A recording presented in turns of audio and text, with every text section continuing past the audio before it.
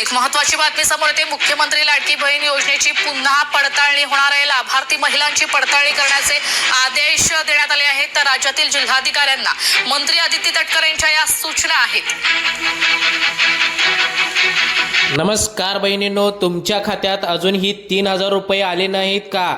November गेला, डिसेंबर गेला आणि आता जानेवारीचा अर्धा महिना संपत आलेला आहे, तरीही तुमच्या मोबाईलवर तो हप्त्याचा मेसेज आलेला नाही आहे का? अनेक जण म्हणतायत की योजना बंद पडली, कोणी म्हणताय की बजेट संपला असेल, तर कोणी सांगताय आता इलेक्शन झालेत म्हणजे पैसे मिळणार नाहीत। पण थांबा, अफवांवरती विश्वास ठेवू नका। जर तुमचे पैसे अडकले असतील तर त्यामागे एक असं कारण आहे जे तुम्हाला कोणीच सांगत नाही आहे। आजच्या या व्हिडिओमध्ये मी तुम्हाला एक मोठा खुलासा करणार आहे। ज्या बहिणींचे पैसे रखडले आहेत त्यांच्यासाठी 26 जानेवारी ही तारीख का महत्त्वाची आहे ही व्हिडिओमध्ये मी सांगणार आहे। आणि सर्वात महत्त्वाचं म्हणजे तुमचं नाव पात्र असूनही तुमच्या खात्यात 0 रुपये जमा दाखवतोय का? तर पुढच्या 12 मिनिटात मी तुम्हाला अशा 3 चुका सांगणार आहे ज्या तुम्ही केल्यामुळे तुमचे 4500 रुपये नोव्हेंबर, डिसेंबर आणि जानेवारीचे म्हणजेच धोक्यात आले आहेत। जर तुम्ही ही माहिती आज मिस केली तर कदाचित 26 जानेवारीला सुद्धा तुमच्या खात्यात पैसे येणार नाही आहेत। त्यामुळे व्हिडिओ शेवटपर्यंत बघा, कारण ही माहिती तुमच्या हक्काच्या पैशांची आहे। आता भगिनींनो, सध्या महाराष्ट्रात चर्चा आहे ती म्हणजे नोव्हेंबर आणि डिसेंबरच्या हप्त्याची।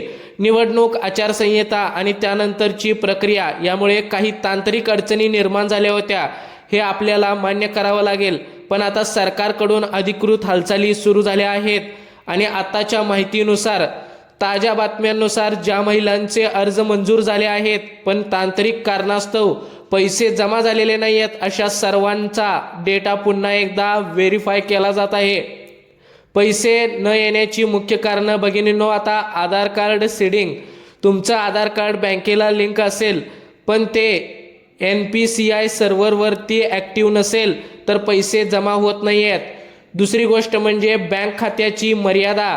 काही जनधन खात्यामध्ये ठराविक रकमेपेक्षा जास्त पैसे जमा होऊ शकत नाही आहेत, तिथेही व्यवहार फेल होतोय। त्यामुळं अगोदर जर बँकेत पैसे असतील तर ते काढून ठेवावेत।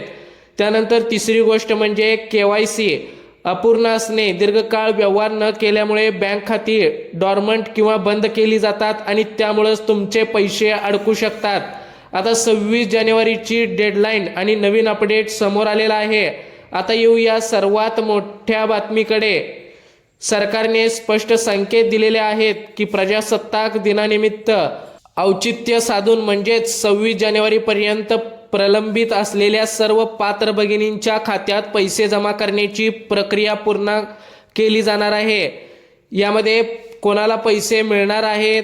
ज्यांचे नोव्हेंबर आणि डिसेंबरचे पैसे रखडले असतील, ज्यांचे अर्ज डिसेंबरमध्ये मंजूर झालेले नसतील, ज्यांना त्रुटी दाखवत असेल, ज्यांचे अर्ज सबमिट केलेले आहेत परंतु खात्यात पैसे जमा झालेले नाही आहेत, त्या सर्व भगिनींना पैसे जमा होणार आहेत। तुमच्या खात्यात एकदाच 3000 रुपये किंवा काहींच्या बाबतीत 4500 रुपये जमा होऊ शकतात। पण यासाठी तुम्हाला एक काम करावं लागणार आहे।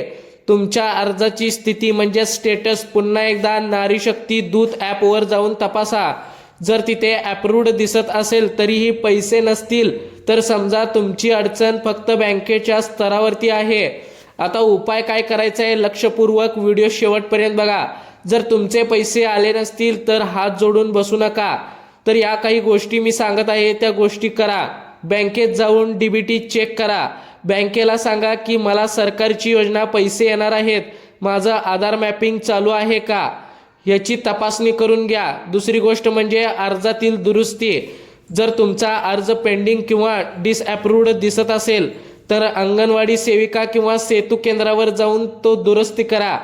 तिसरी गोष्ट म्हणजे मोबाईल नंबर। तुमचा जो नंबर अर्जाला लिंक आहे तोच नंबर बँकेला सुद्धा लिंक असल्याची खात्री भगिनींनो करून बघा। तर भगिनींनो, घाबरून जाण्याचं कारण नाही आहे। सरकारची ही अत्यंत महत्त्वाची योजना आहे आणि ती बंद झालेली नाही आहे। 26 जानेवारीपर्यंत तुमची प्रतीक्षा संपवण्याची दाट शक्यता वर्तवली जात आहे। फक्त मी सांगितलेल्या तांत्रिक गोष्टी एकदा तपासून घ्याव्यात।